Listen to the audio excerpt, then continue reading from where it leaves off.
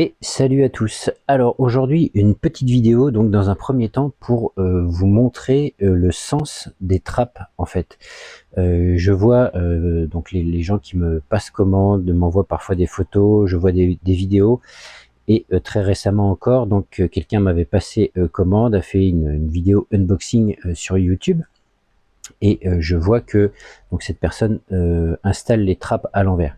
Alors pour tout ce qui est connecteur double, bon, il n'y a pas vraiment de question à se poser dans la mesure où on a, j'ai essayé de faire la mise au point si ça veut, voilà, on a la petite poignée en haut pour mettre et retirer. Donc je vous rappelle que maintenant je fournis un petit outil parce que c'est pas toujours évident à la main de retirer le connecteur double quand on a plusieurs modules connectés. Donc je fournis un petit outil qui permet, un genre de petit pied de biche qui permet de les retirer.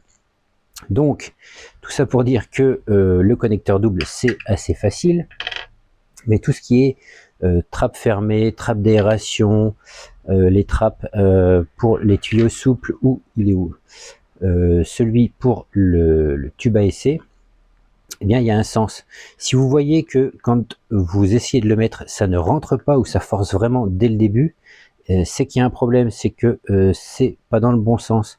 En fait, ça doit forcer vraiment que sur la fin. Là, tu vois, il rentre très facilement et sur la fin, hop, voilà, ça permet de le verrouiller et de faire en sorte qu'il ne tombe pas. Donc que ce soit pour tous les types de trappes, hein, là pour le tuyau, voilà, on voit que ça rentre facilement et sur la fin, voilà, il faut appuyer un petit peu. Même chose pour trappe fermée. Donc, trappe fermée et trappe d'aération qui ont plus ou moins la même tête, sauf que la trappe d'aération est, on va dire, micro perforée. Là, c'est pareil, ça rentre facilement et sur la fin, ça force, encore une fois, pour éviter que ça tombe. Et donc tu vois le dessin ici. Alors je sais pas si je dois faire une flèche, essayer d'indiquer au bas sur les trappes pour éviter, parce que en fait si tu le rentres, si tu essayes, tu vas pouvoir le rentrer à l'envers, mais donc il va forcer, alors voilà, ça va forcer dès le début. Alors je vais même pas le faire parce que j'ai pas envie de galérer, mais ça va forcer dès le début, tu vas pouvoir le rentrer, mais pour le ressortir ça va être une vraie galère. Alors que si ça force que sur la fin, voilà, tu as 2 mm à débloquer et ça va beaucoup mieux.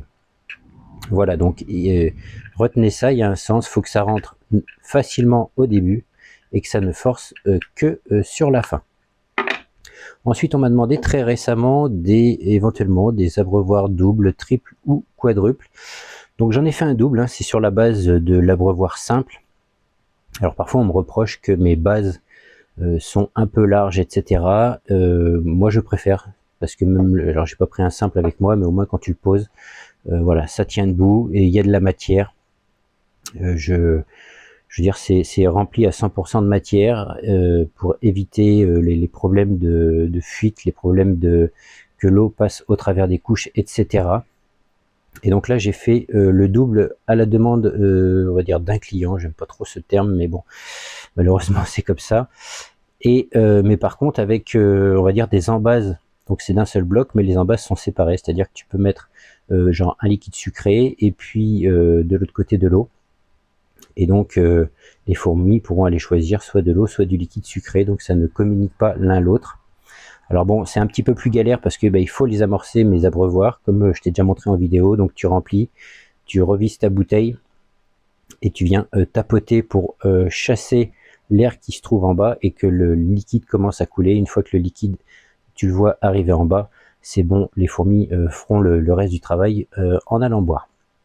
Voilà, donc ça va être dispo sur le site tout de suite. Et je vous rappelle, alors vous n'êtes peut-être pas dans le groupe Fourmis Passion sur Facebook, mais il y a un code qui est Fourmis Passion tout en majuscule, qui te donne droit à 10% sur ta commande, et ça jusque au 15 août, donc n'hésite pas à en profiter.